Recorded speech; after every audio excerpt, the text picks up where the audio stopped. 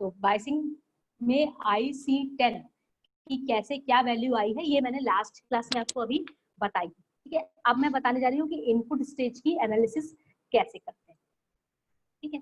ये मैंने आपको कॉपीज की जो है व्हाट्सएप पे शेयर भी कर दी है, ठीक है। ये इनपुट स्टेज है, इसमें हमने 2-3 चीजें बता दी थी, मैं फिर से एक बार रिवाइज कर दे रही हूँ। जो हमारा आई रेफरेंस करंट है, ये देखिए जो एरो लगा होता है इसका मतलब होता है ये प्लस पीसी से कनेक्ट है, और जो नीचे एरो लगा हुआ है इसका मतलब है ये माइनस बीई से कनेक्ट है। तो जहां जहां भी मेन सर्किट जो भी आपका है, ये जो इसमें दिख रहा है, ये जो होल सर्किट है, इसमें ये जो सारे कनेक्टेड है, अगर एरो भी लिखा हो तो उसका मतलब ये प्लस बीसी से कनेक्टेड है, और नीचे के जितने भी पॉइंट्स है वो कहाँ कनेक्टेड है, प्लस माइनस बीई से कनेक्टेड है, ठीक है। तो ये वाला सर्किट की एनालिसिस करिए। अब हम सर्किट की एनालिसिस कौन सी कर रहे हैं, ये कर रहे हैं। तो यहाँ पे ये जो विडार सर्किट हमने बनाया इनपुट स्टेज का, अभी हमने क्या बनाया था यहाँ पे हमने बताया था bias circuit, reference bias circuit, जिससे हमने क्या निकाला, हमने निकाला आई रेफरेंस की वैल्यू, ठीक है। इसके बाद हम आते हैं जो नीचे विल्डार सर्किट था आपका, विल्डार करंट सोर्स था, ये हमने डिजाइन किया। अब इसमें क्या है, जिसमें आई रेफरेंस करंट कहाँ से आई, आई रेफरेंस करंट हमारी यहाँ से जनरेट हुई, या आई रेफरेंस करंट जनरेट हो रही थी।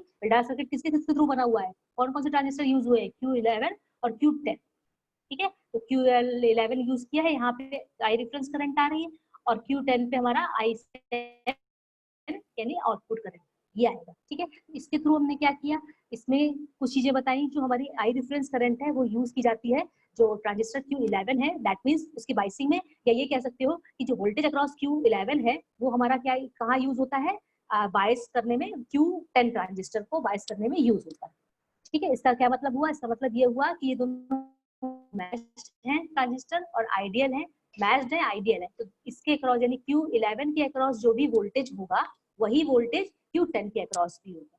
क्यों, क्योंकि ये विल्डार सर्किट है तो आई रेफरेंस करंट IC के बराबर होगा। और एक चीज और, वो ये कि ये जो इसका जो बेस करंट होती है, दोनों की जो बेस करंट है ये बहुत स्मॉल है। अगर बेस करंट स्मॉल है तो होगा क्या कि जो IC10 है, मतलब जो ट्रांजिस्टर Q10 है, इसका जो IC10 है, मतलब कलेक्टर जो करंट है वो बराबर होगी आपकी एमीटर करंट, ठीक है। एमीटर करंट पे बराबर होगी।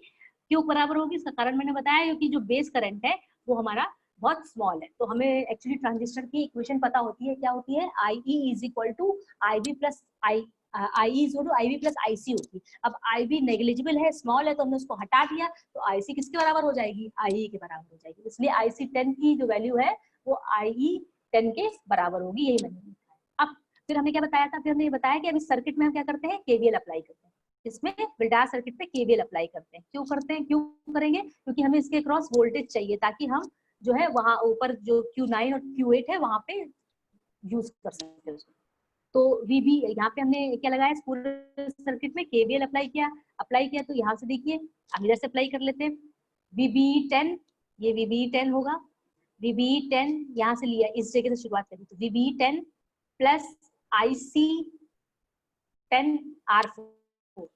क्या IC10R4 क्यों हमने किया, IC10R4 का क्या मतलब है, देखिए IC यहाँ पे दिख रही होगी, लेकिन हमने क्या बताया कि जो आपका एमीटर करंट है वो भी कलेक्टर करंट के बराबर है, तो यहाँ पे भी IC करंट ही फ्लो हो रही है, ठीक है। इस जगह पे भी IC करंट फ्लो हो रही है, तो हमने क्या लिया, VB10 minus, sorry plus, plus से माइनस है, प्लस से माइनस है, तो अगर प्लस से माइनस प्लस ले रहे हैं तो यहाँ भी प्लस से माइनस प्लस लेंगे, तो हम इसको प्लस लिया तो ये भी प्लस लेंगे, तो इसलिए मैंने लिखा है VB10 plus IC10 into R4। ये भी वोल्टेज है, ये भी वोल्टेज है, केवल अप्लाई कर रहे हैं, किसके बराबर होगा, मैंने बताया कि जो वोल्टेज Q11 के अक्रॉस है वही वोल्टेज ओवरऑल VB11 के बराबर होगा, यहाँ किसके बराबर होगा, ठीक है। ये क्वेश्चन में हमने क्या KVL लगाया, इस पूरे सर्किट में हमने KVL लगाया, ठीक है। क्या क्या लगाया, VB11 is equal to VB10 plus IC10 into R4, ठीक है। इससे क्या होगा, अब इसमें हमें IC10 पता है, R4 पता है, IC10 हम निकाले थे, या हमें आगे निकालना होगा। अगर हमें IC10 निकालना है, अभी हमें IC10 की वैल्यू नहीं पता, मैंने ये बताया कि रेफरेंस के बराबर होंगे, वो आ जाएगा, तो दोबारा से शेयर करते हैं। हाँ, एक मिनट,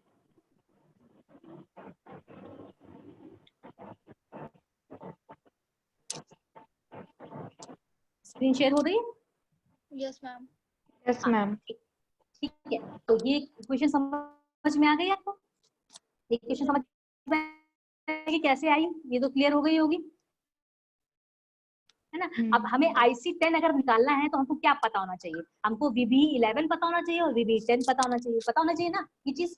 तो अब ये कैसे निकालो, इसको जानने के लिए देखिए यहाँ पे एक मैंने ये आप अगर सिलेबस पे आएंगे तो यहाँ पे एक टर्म लिखा है डिवाइस पैरामीटर लिखा है। तो इस डिवाइस पैरामीटर को हम यहाँ पे कुछ कंसिडर कर लेते हैं। खैर उससे पहले हम पहले आपको ये बता दें कि हमें देखो हम कर क्या रहे हैं, हमने यहाँ पे केवीएल लगाया, हमारे पास ये इक्वेशन आई, इससे हमें क्या निकालना है, IC10 की वैल्यू निकालनी है, या कह सकते हो IE10 की वैल्यू निकालनी, दोनों बराबर है। तो इसको निकालने के लिए हमको R4 तो खैर गिवन है, चलो 5 किलो ओम, बट हमें VB11 की वैल्यू नहीं पता और VB10 की वैल्यू नहीं पता। अगर हम इसको हम कैसे निकालें, तो इसको निकालने का फॉर्मूला क्या होता है, अगर VBE को फाइंड करना है तो आप लोगों ने ट्रांजिस्टर बीजेटी पढ़ा होगा, वहां पे आपको ये फॉर्मूला बताया गया होगा, VBE is equal to VT ln IC by IS। इसमें IC आपकी क्या है, कलेक्टर करंट है। किसी एक ट्रांजिस्टर में अगर बेस एमिटर करंट निकालनी होती है तो उसका निकालने का फॉर्मूला होता है VT ln IC upon IS। IC is a collector current, IS is a source current, VT is a thermal voltage। अगर हमारा रूम टेम्परेचर की बात करते हैं तो VT की वैल्यू हम लोग कितनी ले लेते हैं, 25 मिली वोल्ट। ठीक है, इसकी एग्जैक्ट वैल्यू आती है 0.0025 वोल्ट। ठीक है, तो हम लोग इसको फॉर द सेक ऑफ, ये किस कंडीशन में, जब रूम टेम्परेचर पे हम बात कर रहे हैं। ठीक है, अब ये कहेगा कि ये VB का फॉर्मूला कहाँ आया, तो मैं रिकॉल करा दूं ये फॉर्मूला कैसे आया था। आपको डायोड करंट इक्वेशन पता है, what is diode current equation, मैंने इसीलिए आपको बात बोली थी सुबह की क्लास में कि डायोड करंट इक्वेशन कितनी इंपॉर्टेंट है, क्यों हम लोग यूज करते हैं।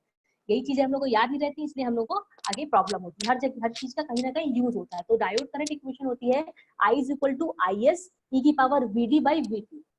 ठीक है, ये डायोड करंट इक्वेशन है, this is a diode current equation. ठीक है, अब इसमें हम आई की नीचे IS ले आते हैं, और VT को निकालने का फॉर्मूला, क्योंकि ये थर्मल वोल्टेज होता है, इसको निकालने का फॉर्मूला होता है KT बाई Q। ये आपने हॉल इफेक्ट में पढ़ रखा है EDC के सब्जेक्ट में। अब इस KT बाई Q में T टेम्परेचर है, K बोल्ट्जमैन कांस्टेंट है, Q अपना जो है चार्ज है। तो T की वैल्यू अगर आप 300 केल्विन रखते हो, that is a room temperature, तो VT की वैल्यू आती है 0.0025 मिली वोल्ट। लेकिन हम लोग उसको कंसिडर कर लेते हैं for the simplicity of calculation 26 milli volt. ठीक है, तो VT की वैल्यू हमें 26 मिली वोल्ट अगर रूम टेम्परेचर की बात कर रहे हैं। ठीक है, तो अब ये आए, अब यहाँ पे ये VT की वैल्यू तो निकाल ली, अब क्या करें, इसमें एंटी लॉग ले लेते हैं। एंटी लॉग ले लेंगे तो हमें एक्चुअली किसकी वैल्यू चाहिए, VD की वैल्यू चाहिए। VD इज व्हाट, VB यहाँ पे जो लिखा हुआ है डायोड वोल्टेज है, that is what is diode voltage, that is VBE base emitter voltage. ठीक है, तो यहाँ पे VBE लिखो या VD लिखो, बात एक ही है, डायोड वोल्टेज कह लो या बेस एमिटर वोल्टेज कह लो। ठीक है, तो इससे VT यानी VBE की वैल्यू निकलेगी VT ln I by IS। तो यहाँ पे क्योंकि हम कलेक्टर करंट की बात कर रहे हैं, I इज क्या है, कलेक्टर करंट, आउटपुट करंट की बात कर रहे हैं, तो इसलिए एक इक्वेशन आपके निकल गया। अब ये इक्वेशन निकालने का क्या है, डायोड वोल्टेज निकाल लिया। अब हमें क्या चाहिए, 11 वाले, यानी ये Q11 के लिए भी निकालना है, Q10 के लिए भी निकालना है, तो उसके अकॉर्डिंग कर लेते हैं। तो VB11 की बात करें तो क्या जाएगा, VT ln IC11 by IS, और VB10 के लिए फॉर्मूला क्या बनेगा, VB10 is equal to VT IN IC10 by IS। ठीक, अब आता है जो मैं बात बोल रही थी कि डिवाइस पैरामीटर्स, तो वो हम तुम्हें बताते हैं कि जब हमें, अब हमें यहाँ पे VB निकालने के लिए, VT तो हमने बता दिया क्या आती है, 26 मिली वोल्ट रख दो, लेकिन IC और IS की वैल्यू क्या होगी। ठीक है, उसके लिए हमें कुछ कांस्टेंट डिवाइस पैरामीटर्स होते हैं अलग अलग के लिए। जैसे अगर हमारे पास एनपीएन ट्रांजिस्टर है, ठीक है, यही टॉपिक लिखा हुआ है, तो उसमें ये जो आपका ये IS क्या होता है, IS सोर्स करंट कह लो या रिवर्स सैचुरेशन करंट की बात कर लो। ठीक है, तो reverse saturation current NPN transistor की फिक्स्ड होती है, वो होती है 10 की पावर -14 एम्पियर। किस केस में, एनपीएन ट्रांजिस्टर में। और अगर एनपीएन ट्रांजिस्टर है तो बीटा, बीटा क्या होता है, output current upon input current. Beta is what, beta is a ratio of current, या करंट सोर्स बोलते हैं इसको। ठीक है, ये क्या होता है, IC बाई IB होता है। किस केस में होता है, जब ट्रांजिस्टर आपका किस कॉन्फ़िगरेशन में काम कर रहा हो, कॉमन एमिटर कॉन्फ़िगरेशन में काम, सॉरी कॉमन एमिटर कॉन्फ़िगरेशन में काम कर रहा हो। कॉमन एमिटर में एमिटर कॉमन होता है ना, कलेक्टर और बेस के साथ, इनपुट बेस पे देते हो, एमिटर बेस पे देते हो, और आउटपुट एमिटर और कलेक्टर के बीच में लेते हो, तो वहां पे बीटा होता है। ठीक है, तो बीटा की वैल्यू एम्पियर के केस में बहुत हाई होती है, दैट इज 200। ठीक है, और PNP के केस में बीटा की वैल्यू लो होती है, दैट इज 50। ये डिवाइस पैरामीटर्स है, ये फिक्स्ड होती है। और इसी केस में रिवर्स सैचुरेशन करंट IS की वैल्यू क्या होती है, -10 की पावर -14, दोनों के केस में सेम है। ठीक है, ये डिवाइस पैरामीटर। और जो आपने यहाँ पे ये जो क्या कहते हैं Q13 यूज किया था, कौन सा Q13 है मैं दिखा दे रही हूँ। ये Q13 क्या था, ये डबल कलेक्टर था, मतलब दो, एक तरीके से दो ट्रांजिस्टर है यहाँ पे, Q13A और Q13B, इसकी बात कर रहे हैं। ठीक है, तो ये जो Q13 था आपका, ये इस अब क्योंकि ये तो नॉर्मल हो गया, लेकिन वहां पे तो डबल कलेक्टर वाला ट्रांजिस्टर, उसके डिवाइस पैरामीटर में कुछ डिफरेंस होगा, तो उसकी जो रिवर्स सैचुरेशन करंट, जिसको हमने यहाँ पे IS लिखा था, आप ISA भी लिख सकते हो, बात एक ही है। तो ISA इसलिए लिखा हुआ है क्योंकि Q13 को दो पार्ट में डिवाइड किया गया, क्योंकि वो डबल कलेक्टर है, तो एक Q13A है और एक Q13B है। ठीक है, तो Q13A के लिए रिवर्स सैचुरेशन करंट मैंने आपको पहले क्लास में बताई थी कि Q13A में 25% करंट जाएगी और Q13B में 75% करंट जाएगी। तो भाई देखिए, रिवर्स सैचुरेशन करंट थी 10⁻14 एम्पियर, यहाँ पे भी वही है 10⁻14 एम्पियर, बट क्योंकि Q13A में 25% जा रही है तो 0.25 का मल्टीप्लाई इसीलिए हुआ है, और Q13B में 75% करंट जाती है, इसलिए 0.75 into 10⁻14 ampere reverse saturation current हो गई जब Q13B ट्रांजिस्टर को हमने यूज किया। ठीक है, उसके बाद आउटपुट ट्रांजिस्टर की बात करें तो हमने आउटपुट किससे लिया था, Q14 और Q20 से लिया था। तो Q14 और Q20 का रिवर्स सैचुरेशन करंट फिक्स्ड होता है, यहाँ जो ट्रांजिस्टर्स यूज किए वहां पे उसकी जो रिवर्स सैचुरेशन करंट की वैल्यू थी वो 3 into 10⁻14 ampere. These are the device parameter for IC741। तो ये चीज याद रखना, इसको नोट कर लेना। ठीक है, तो हमने ये सब चीजें डिवाइस पैरामीटर के बारे में पढ़ लिया। अब हमें यहाँ पे क्या रिक्वायर्ड था, हमको यहाँ पे VT पता है, IC this is device parameter से पता चल गया, IS भी डिवाइस पैरामीटर से पता चल गया। ठीक है, तो अब हम ये वैल्यूज पुट करते हैं। IC11 I रेफरेंस के बराबर है, मैंने आपको पहले बताया, और IC10 जो है वो भी पता है, बता दिया मैंने कैसे आता है। IC10 IC11 बराबर है। सारी वैल्यूज को जब पुट करोगे, कहाँ पुट करोगे, इन दो इक्वेशंस में, इसमें इन दो इक्वेशन में जब आप पुट करोगे तो VB11 और VB10 की वैल्यूज निकल के आएगी। पुट करोगे यहाँ से, जब तो यहाँ पे पुट ऑल द वैल्यूज, तो और VB11 और VB10 की वैल्यू जब तुम निकाल लोगे तो फिर उसको क्या करोगे, उसको ये जो इक्वेशन है आपकी IC10, तो जब यहाँ इस इक्वेशन पुट कर देना तो IC10 की वैल्यू आपकी निकल के आएगी। ठीक है, बात समझ में आ रही है। यहाँ पे हमें IC11 I रेफरेंस है, पता चल गया, इसको पुट किया इन इक्वेशन में, IS आपको बता ही दिया डिवाइस पैरामीटर से, तो VB11 निकल के आया और VB10 निकल आया। इसकी वैल्यू कैलकुलेट कर लेना, आपको आ जाएगी। जब VB11 पता चल जाएगा और VB10 पता चल जाएगा तो उससे फिर आप इस इक्वेशन में पुट करेंगे वैल्यूज को, R4 हमको पता है, तो IC10 की वैल्यू निकल आएगी, IC10 की वैल्यू आप निकाल लेंगे। ठीक है, इससे IC10 की वैल्यू निकालोगे, वैल्यू पुट कर लेना, मैंने सारा कैलकुलेशन इसमें नहीं किया हुआ है, आप पुट करके वेरीफाई कर लीजिएगा। IC10 की वैल्यू जो है 19 माइक्रो एम्पियर आएगी। अब आप एक प्रॉब्लम क्रिएट होगी, मैं वो चीज इसलिए मैंने यहाँ पे लिखा हुआ है, देखिए यहाँ पे, देखिए IC10 यहाँ पे भी लिखा है और LN के साथ भी IC10 है। ऐसा दिमाग ऐसा मत कर देना कि यहाँ का IC10 है, यहाँ पे IC10 है, क्रॉस मल्टीप्लाई किया है तो IC10 का स्क्वायर हो गया, ये गलत है, ये LN के साथ है, ध्यान रखिएगा। ठीक है, तो इसको सॉल्व करने के अलग अलग मेथड्स होते हैं, तो नॉर्मली हम लोग यहाँ पे जो इसको सॉल्व करने के लिए इटरेटिव मेथड, आपको करने की जरूरत नहीं है, वो बता देगा आपको, ये वैल्यूज बता देगा, नहीं बताएगा तो आपको इटरेटिव मेथड से हमने क्या किया। इटरेटिव मेथड क्या होता है, कुछ नहीं होता कि हम लोग क्या करते हैं, ये मैथमेटिकल हाई मैथमेटिकल लेवल है, यहाँ पे हम लोग पहले IC10 की कोई वैल्यू पुट करते हैं, उससे इस IC10 की वैल्यू निकालते हैं। यहाँ पे एक वैल्यू पुट करेंगे, IC10 की वैल्यू निकालेंगे, फिर उसकी वैल्यू जो IC10 की वैल्यू आएगी फिर से उसको पुट करेंगे एंड देन फिर निकालेंगे। मतलब ये जब तक करते रहते हैं जब तक इन दोनों IC10 की वैल्यू बराबर नहीं हो जाती। जिस केस में इन दोनों की वैल्यू बराबर नहीं हो जाती, उससे जो है बाई इटरेटिव मेथड हमने कैलकुलेट किया तो IC10 की वैल्यू 19 माइक्रो एम्पियर करीब करीब आई। अब जब IC10 आप निकाल लोगे तो IC10 निकालने के बाद आप आगे ऊपर आओगे तो आपको यहाँ पे पता चल जाएगा। फिर हम क्या निकाले, IC10 निकल के आ गया, इस जगह पे हमें IC10 चाहिए था, I रेफरेंस हम निकाल चुके हैं। ठीक है, मुझे उम्मीद है कि इतनी बात आपको समझ में आ गई होगी। ठीक है, देन उसके बाद I रेफरेंस भी निकाल चुके, वो तो हम निकाल चुके हैं। तो ये आपको यहाँ तक बात समझ में आ गई होगी कि हमने आपका बायस स्टेज बता दिया और यहाँ पे ये इस वाले इसका IC10 की वैल्यू निकाल के बाइसिंग स्टेज के बारे में बात बताई। अब हम बात करते हैं, ये देखिए यही चीज यहाँ पे शो की गई है, ये देखिए पहले आपका ये बाइस सर्किट यहाँ बताया गया, देखिए I रेफरेंस की वैल्यू निकली है, देखिए 733 माइक्रो एम्पियर लिखा हुआ है, वही चीज मैंने निकाली। फिर उसके बाद इन्होंने अलग अलग, देखिए आप इसको देखिएगा ध्यान से, तो I2 I3 बताया, जो मैंने Q13B और Q13A की बात करी है उसकी वो है। ठीक है, इससे इन्होंने वैल्यूज निकाली है 19 माइक्रो एम्पियर, इसको डिफरेंट मेथड से कैलकुलेट किया गया है। ठीक है। इसके बाद अब बात करते हैं इनपुट स्टेज बाय सी। ठीक है, यहां तक निकाल लिया। अब हम बात करते हैं इनपुट स्टेज बाय सी। तो इनपुट स्टेज में कौन कौन से ट्रांजिस्टर्स कवर होते हैं? इनपुट स्टेज में मेन जो ट्रांजिस्टर्स कवर होते हैं Q1 से लेके Q7 तक होते हैं, बट उसको बाइस प्रोवाइड करने के लिए एक तो IC10 की जरूरत पड़ती है प्लस Q9 और Q8 की जरूरत पड़ती है। तो उसको जरा ध्यान से समझना कि इसमें इसके एनालिसिस, अब ये बात जो हम कर रहे हैं that is the input stage analysis. अभी तक हम बाइस सर्किट के एनालिसिस की बात कर रहे थे। ठीक है, बाइस सर्किट हुआ और नीचे विल्डार करंट सर्किट के एनालिसिस की बात करें। अब हम पहले तो ये माने, मैंने आपको बता दिया कि जितने भी ट्रांजिस्टर्स थे वो आइडियल कंडीशन में है और मैच्ड है।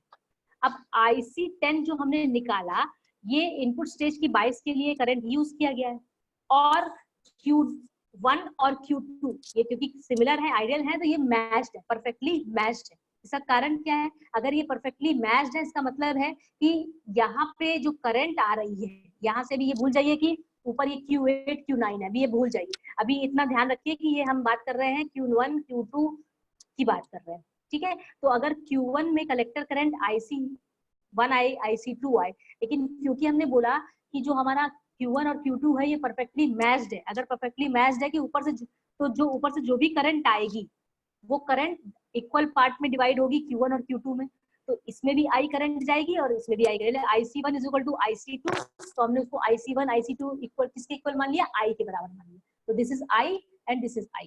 बात समझ में आ रही है? अब ये अगर I दोनों बढ़ रही है तो ऊपर से मतलब कितनी करंट आ रही है? 2I आ रही है। बात समझ में आई? तो यही चीज मैंने यहाँ पे मेंशन करी है। और दोनों के बेस को, यानी दोनों पे इनपुट अप्लाई नहीं किया है, दोनों के बेस को ग्राउंड कर दिया है। ठीक है, अगर बेस ग्राउंड कर रखा है, इसका मतलब जो कलेक्टर करंट है वही पूरी की पूरी एमीटर करंट हो जाएगी, यानी IC किसके बराबर हो जाएगा? I के बराबर हो जाएगा। क्यों? क्योंकि IB को हमने ग्राउंड कर दिया, IB इज इक्वल टू 0 कर दिया, तो IC क्या हो गई? I के बराबर आ गई, यानी जो कलेक्टर करंट थी पूरी की पूरी I एमीटर के पास आ गई। अब जब एमीटर करंट यहाँ आ रही है और परफेक्टली मैच्ड है, तो जो Q3 और Q4 आपके क्या है? ये ऊपर Q1 Q2 NPN ट्रांजिस्टर थे, Q3 Q4 क्या है आपके? PNP ट्रांजिस्टर है, PNP ट्रांजिस्टर से। तो यहाँ पे करंट आएगी, बेस पे जाएगी, तो बेस करंट क्योंकि परफेक्टली मैच ये भी है तो उस पे बेस करंट क्या होगी? आपको एक फॉर्मूला पता है, जब अगर हम आगे बात करें IC की, तो IC is equal to IC plus IB होता है। ठीक है, और बीटा की वैल्यू होती है IC बाई IB। तो हमने तो इससे क्या है, इससे हम IC की वैल्यू निकाल लिए, तो क्या निकल के आएगी? Beta into IB। ठीक है, क्यों ऐसा कर रहा है वो भी मैं बता रही हूँ। IC की वैल्यू बीटा इंटू IB आ जाएगी, पुट कर दीजिए इस इक्वेशन में, I is equal to IC plus IB, और IB को कॉमन ले लीजिए, ये IB लिखा हुआ है, तो I is equal to relation I वाला एमीटर करंट और बेस करंट में रिलेशन आ जाएगा, I is equal to IB into 1 plus beta. अच्छा, ये क्यों किया है? इसका कारण ये है कि हमें एनपीएन और पीएनपी ट्रांजिस्टर की बात कर रहे हैं, बीटा हाई और लो होता है, तो आईबी की और यानी बेस करंट और एमीटर करंट का रिलेशन हम देख रहे हैं। ठीक है, तो बेस करंट और एमीटर करंट का रिलेशन क्या निकल के है? IB is equal to I upon 1 plus beta. और हमें पता है कि ये जो Q3 और Q1 और Q2 है, ये एनपीएन ट्रांजिस्टर है, और अभी मैंने आपको डिवाइस पैरामीटर में बात बताई है कि जो एनपीएन ट्रांजिस्टर है उसका बीटा क्या है? बहुत हाई है, 200 है बीटा, जबकि पीएनपी ट्रांजिस्टर का जो बीटा है वो 50 है, लो है। लेकिन यहाँ पे हम Q1 Q2 की बात कर रहे हैं, तो Q1 Q2 में बीटा बहुत हाई है, तो IB की वैल्यू अगर बीटा हाई है तो 1 नेग्लेजिबल हो जाएगा, तो हम 1 को हटा देते हैं, तो IB इज इक्वल टू क्या आ जाएगा? I by beta. वो हमने क्यों निकाला है? क्योंकि जो यहाँ से I करंट आई है, जो I है करंट, I is equal to I है ना, क्योंकि कलेक्टर करंट और एमीटर करंट बराबर थी, और कलेक्टर करंट हमारी I के बराबर थी, तो एमीटर करंट भी I हो जाएगी। अब यहाँ से जो बेस करंट आ रही है, तो बेस करंट क्या आ गई? बेस करंट I आएगी, और क्योंकि परफेक्टली मैच है तो सेम होगी, तो हाफ ऑफ डिवाइड हो जाएगी, तो इधर से I बाई बीटा आ गई और इधर से I बाई बीटा आ गई। तो जब ये I बाई बीटा जाएगी कलेक्टर में, तो यहाँ पे कितनी हो जाएगी? 2I बाई बीटा जुड़ जाएगी ना करंट। और अब हमें पता है Q4 और Q3 हमारे जो आइडियल है और बेस करंट बहुत कम है, तो जो I है वही IC होगा। तो I क्या है? I के बराबर है, तो IC क्या है? I के बराबर है। तो यहाँ पे भी Q3 के लिए भी IC3 is equal to I होगा, और Q4 के लिए भी IC4 is equal to I होगा। और जो बेस करंट कॉमन होके आ रही है that is 2I by beta. ये जो 2I बाई बीटा है, ये करंट हमारी यहाँ पे जा रही है, यहाँ से आ रही है, यहाँ से भी आ रही है, और जो ओवरऑल करंट हमने आई रेफरेंस से निकाली थी, क्या निकल के आई थी, IC10 आई। तो IC10 हमारी इस सर्किट में ये आ रही है और यहाँ जा रही है 2I बाई बीटा। तो ऊपर से भी तो कुछ ना कुछ करंट आ रही होगी, तभी तो IC10 हो रही है। तो IC10 इज इक्वल टू, अगर हम निकालोगे तो क्या निकल के आएगा, ये IC करंट आ रही थी जिसकी वैल्यू अभी हमने निकाली 2I बाई 1 + 2 बीटा। कैसे निकाली ये देखिए, Q9 Q10 आपके स्टैंडर्ड हैं, मतलब आइडियल है और मैच्ड है। मैच्ड है मतलब जो प्रॉपर्टी इसकी है वही इसकी प्रॉपर्टी है। यहाँ से IC करंट आ रही है ना, कलेक्टर करंट, ये भी तो करंट आ रही है, ठीक है। तो ये परफेक्टली मैच्ड है, समझ में आई। तो अगर परफेक्टली मैच्ड है तो इसमें जो करंट आ रही है यहाँ पे, ये जो करंट आ रही है ये 2I आ रही है ना, टोटल करंट ये कितनी जा रही थी, ये 2I आ रही थी। जब ये करंट 2I आ रही है तो यहाँ पे भी कोई करंट आ रही होगी। यहाँ से देखिए Q9 के VCC से कनेक्ट है, इस पे जो करंट थी दैट इज IC, और इस पे जो बेस करंट है, अगर हम IC के टर्म्स में बोले तो IC बाई बीटा जो मैंने निकाली वैसी से, क्योंकि ये भी मैच्ड है तो इसमें भी IC बाई बीटा आएगी। और यहाँ से दोनों करंट ऐड होंगी और इसके बेस पे जाएंगी, कितनी हो जाएगी 2IC बाई बीटा, ठीक है। और हमें पता है कि यहाँ पे जो करंट आ रही थी दैट इज 2I, यानी 2I और IC बाई बीटा ये आ रही थी। तो अगर ये दोनों करंट जुड़ रही हैं तो यहाँ पे टोटल करंट क्या निकल के आएगी, इन दोनों को जोड़ दीजिए, 2I + 2IC by beta. IC क्या है, I के बराबर है, यानी 2I + 2I बाई बीटा। तो 2I upon 1 + 2I by beta,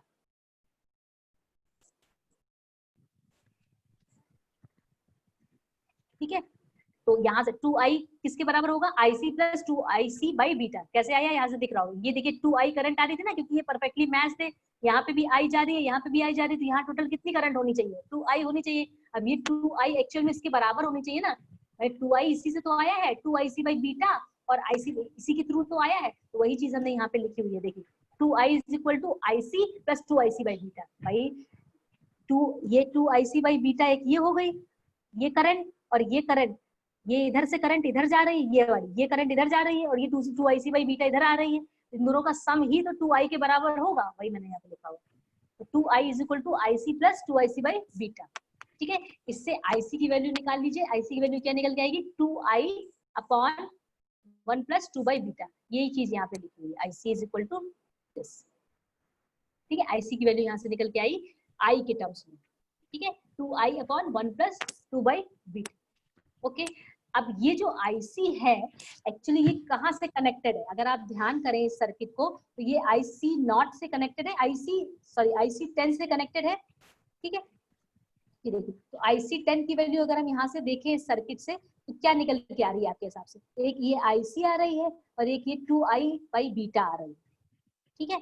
तो IC10 = 2I upon 1 + 2 by beta plus ये देखिए 2I बाई बीटा, दोनों को जोड़ देंगे जो, और हमें IC10 की वैल्यू मैंने अभी फाइंड करी थी, 19 माइक्रो एम्पियर हमारी आई थी, ठीक है। उसको पुट कर दीजिए, बीटा यहाँ पे क्या रखोगे, बीटा बहुत हाई है, बीटा यहाँ पे क्योंकि ये PNP ट्रांजिस्टर्स की बात होती है, देखिए ये भी PNP ट्रांजिस्टर है और ये भी PNP ट्रांजिस्टर, देखिए ये Q9 Q8 PNP ट्रांजिस्टर है और Q3 और Q4 भी PNP ट्रांजिस्टर है। तो PNP ट्रांजिस्टर के केस में बीटा की वैल्यू कितनी बताई मैंने, 50 बताई। जब ये पुट कर दोगे इसमें, इससे क्या निकल के आएगी, आपकी I की वैल्यू निकल के आएगी। I हमने क्या माना था, देखिए थोड़ा सा कंफ्यूजन होगा, I हमने क्या माना था, I हमने ये माना हुआ यहाँ पे, ठीक है। I की वैल्यू, I इज मतलब कि ये जितनी भी चीजें हैं वो सब I के टर्म्स में ले ली है, करंट इनपुट में जो करंट जा रही है दैट इज I, इससे तुम्हारी I की वैल्यू निकल के आएगी, और I की वैल्यू कितनी निकल के आ रही है आपकी 9.5 माइक्रो एम्पियर। आप वैल्यूज पुट अप करिएगा, वेरीफाई करिएगा, अप्रोक्सीमेटली ये वैल्यू आपकी निकल के आएगी। इसके बाद मैंने लिखा हुआ है I यहाँ पे स्टेबल होगा, तो ये देखिए ध्यान देने वाली बात क्या है, देखिए यहाँ से 2I करंट आ रही है और यही करंट सबके बराबर है, यही टोटल करंट है जो यहाँ इनपुट स्टेज में जा रही है, और जो ये इनपुट स्टेज में करंट है एक्चुअली वो कहाँ से आ रही है, IC10 से तो आ रही है। तो जो IC10 की वैल्यू है और 2I बाई बीटा की जो वैल्यू है, ये जब सेम होगी तो I अपने आप ही स्टेबल हो जाएगा, इसलिए यहाँ पे मैंने ये लिखा हुआ है कि जो I है दैट इज स्टेबल, ठीक है। तो हमें जो बायस सर्किट के लिए हमें इनपुट करंट चाहिए थी वो I की वैल्यू हमने यहाँ पे फाइंड कर ली, ओके। अब आते हैं मेन इनपुट स्टेज पे, इनपुट स्टेज के जो है लोअर सर्किट पे। ये देखिए इनपुट स्टेज पूरा क्या था, Q1 से लेके Q7 था। यहाँ पे जो इनपुट स्टेज अभी हमने बात करी Q1 Q2 Q3 Q4, ये आपका upper stage of input circuit है। अभी बात हमारे पास Q6 और Q7 की बची है, तो उसको हमने दो पार्ट में डिवाइड किया, तो उसको बोला हमने लोअर स्टेज। ठीक है, लोअर स्टेज में क्या था, लोअर स्टेज में हमारे पास क्या लगा हुआ है, लोअर स्टेज में Q5, Q6 और Q7, और Q16 की बात बाद में करेंगे, इसी में ही लगा हुआ है, आगे बस मैच करने के लिए लगा हुआ है, ताकि करंट जो आप आगे कैपेसिटर यूज किए हो थर्ड सर्किट में जाने के लिए, उस पे उसके लिए आपका Q16 लगा हुआ है, ताकि दोनों जो सर्किट है वो परफेक्टली मैच्ड हो जाए, करंट सेम जाए। ठीक है, तो अभी हम लोअर सर्किट की बात कर रहे हैं, तो लोअर सर्किट में जो बेस करंट है Q17 और Q16 पे, तो इनके बेस करंट Q17 और Q16 को हमने ये मान लिया कि इनके जो बेस करंट है वो बहुत जीरो, मतलब नेग्लिजिबल है, मतलब जीरो। अभी हम लोग वेरीफाई करेंगे इसकी वैल्यू कितनी निकल के आ रही, माइक्रो एम्पियर में 0.00 माइक्रो एम्पियर के समथिंग में आएगी। अभी कैसे आएगी मैं बताऊंगी अभी आपको। ठीक है, नेग्लिजिबल है। और क्योंकि R1 R2 जो है, ये देखिए R1 कहाँ लगा हुआ है, Q5 के बाद के एमीटर में लगा हुआ है, और R2 कहाँ लगा हुआ है, Q6 के एमीटर में लगा हुआ है। दोनों की वैल्यू 1 किलो ओम है, मतलब दोनों की वैल्यू सेम है। अब दोनों की वैल्यू सेम है मतलब दोनों में सिमेट्री है। अगर सिमेट्री है तो जो एमीटर करंट सेम होगी, और एमीटर करंट अगर सेम है तो कलेक्टर करंट भी सेम होगा। ठीक है, तो IC5 is equal to IC6 होगा। क्यों? क्योंकि यहाँ पे अभी मैंने जब सर्किट समझाया था तो वहां बताया था ये सिमिलर सर्किट में आएगा, और यहाँ दोनों जगह सेम करंट आएगी। क्यों? क्योंकि बेस करंट बहुत स्मॉल होगी और दोनों के एमीटर रेजिस्टेंस सेम होंगे, और सिमेट्री की वजह से कलेक्टर करंट सेम हो जाएगी।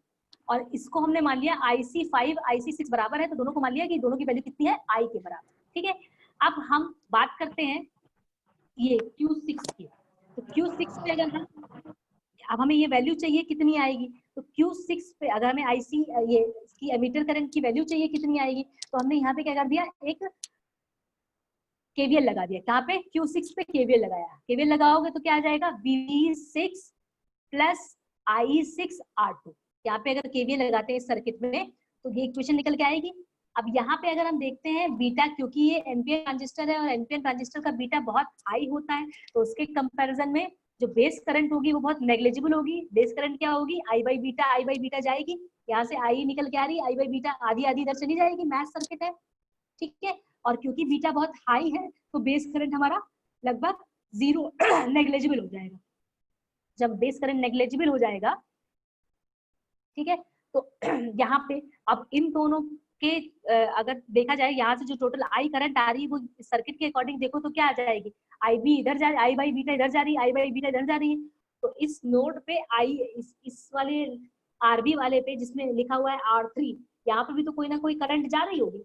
इस करंट की वैल्यू क्या हो, तो हमने मान लिया कि इस करंट की वैल्यू IX है। अभी IX को अगर हमें फाइंड करना है तो हम कैसे फाइंड करेंगे, IX इस नोड पे अगर हम ध्यान दें तो इस लाइन में, इस ब्रांच में जो वोल्टेज होगा, क्योंकि ये सारे के सारे पैरेलल में कनेक्टेड है, अगर आप ध्यान से देखिए ये इसके पैरेलल में, ये इसके पैरेलल में, तो जो वोल्टेज R3 के क्रॉस है वही वोल्टेज R2 के क्रॉस भी होगा, और वही वोल्टेज R1 के क्रॉस भी होगा। ठीक है, तो हम इसका वोल्टेज निकाल लेते हैं R2 के क्रॉस, जो वोल्टेज यहाँ आएगा वही वोल्टेज यहाँ आ जाएगा। तो voltage divided by V by R कर देंगे तो करंट IX की वैल्यू निकल आएगी। तो वोल्टेज निकालने के लिए हमने यहाँ पे क्या करा, हमने यहाँ पे जो है KVL अप्लाई किया, VB6 plus IE6 into R2। ठीक है, अब IE6 क्या है, I के बराबर है, क्योंकि collector current base emitter current जो है, बेस करंट बहुत नेग्लिजिबल है, तो आई एमीटर कलेक्टर बराबर हो जाएंगे। तो VB6 plus I into R2। ठीक है, ये आपका इसके अक्रॉस वोल्टेज हो गया, R2 के अक्रॉस वही वोल्टेज आपका इसके अक्रॉस हो जाएगा। तो IX इज इक्वल टू क्या हो जाएगा, वोल्टेज अपॉन रेजिस्टेंस। तो वोल्टेज कितना निकला था, VB6 plus I into R2 divided by R3। तो ये इस ब्रांच के अक्रॉस यानी R3 जिसमें लगा हुआ है उसके अक्रॉस अगर करंट की बात करें यानी IX की बात करें तो कैसे फाइंड करोगे, VB6 plus I R2 by R3। ठीक है, ये निकल गया। अब VB6 कैसे निकालते हैं, same formula, VB is equal to VT ln IC by IS। IC की वैल्यू हम लोग फाइंड कर चुके हैं, that is 9.5 micro ampere. IS की वैल्यू हमने आपको पता है 10 की पावर -14 एम्पियर होती है, और VT हमने बता रखा है 26 मिली एम्पियर। ये सारी वैल्यू जब इसमें पुट कर देंगे तो VB की वैल्यू 517 मिली वोल्ट निकल के आ जाएगा, VBE निकल आएगा। और जब VBE निकल आएगा और आई हम ऑलरेडी निकाल चुके हैं, आई की वैल्यू अभी हमने यहाँ पे फाइंड करी थी, कितनी निकल के आई थी 9.5 माइक्रो एम्पियर। वो आई की वैल्यू निकल आई क्योंकि I is equal to IC है ना हमारे पास, तो इससे क्या आ जाएगा हमारा IX की वैल्यू निकल आएगी। ठीक है, अब IX की वैल्यू निकल आई तो टोटल एमीटर करंट की बात करें तो टोटल एमीटर करंट क्या होगी, Q5 की जो एमीटर करंट है, IX जो है और Q6 की जो एमीटर करंट है, सबका सम होगा। तो Q5 और Q6 तो सिमिलर है, तो इस पे I बाई बीटा, इसकी टोटल, यहाँ पे अगर टोटल करंट की बात करें तो इस पे करंट कितनी आ रही है, I बाई बीटा और I बाई बीटा, दोनों को जोड़ दो तो क्या आ जाएगी 2I बाई बीटा, प्लस जो करंट R3 में जा रही है प्लस IX। वैल्यू पुट करेंगे, सारी वैल्यूज को रखेंगे, I is equal to 9.5 micro ampere, R2 की वैल्यू पुट करिए आपकी 1 किलो ओम। ठीक है, बीटा क्या है, क्योंकि एनपीएन है, बीटा इज 200, यहाँ पे पुट करेंगे तो हमारे पास क्या हो जाएगी, ओवरऑल एमीटर करंट निकल के आएगी। यही एमीटर करंट आपकी जो निकली है, ये आपकी सेकेंड स्टेज के बाइसिंग के लिए इस्तेमाल हो जाएगी। और समझ में आई, ये है overall analysis of input stage, stage